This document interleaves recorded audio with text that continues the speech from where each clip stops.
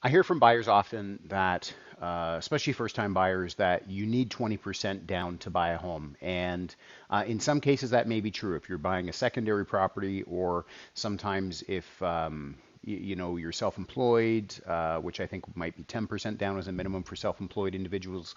Um, or just your credit worthiness. A bank is always going to want to make more down, going to want more money down to make them feel better about loaning you money.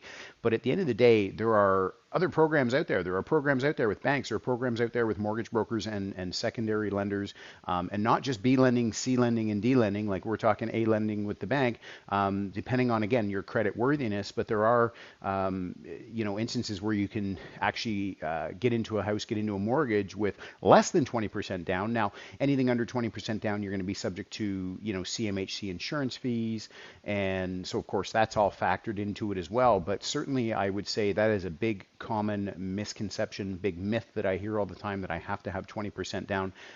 Not the case. I mean, obviously, from a bank, the more money down again makes them feel warm and fuzzy, because if you did default on that loan, they're walking into a house that, just for numbers sake, they're walking into a house that's $400,000 and they only have a mortgage on it that's three, so they're going to be able to easily recoup their money. So, but at the end of the day, as a buyer, you're in the driver's seat. So, if you're working with a little bit more limited down payment, or whatever that looks like, do the rounds, make the calls, and get with people that can give you other programs and see if they fit your budget.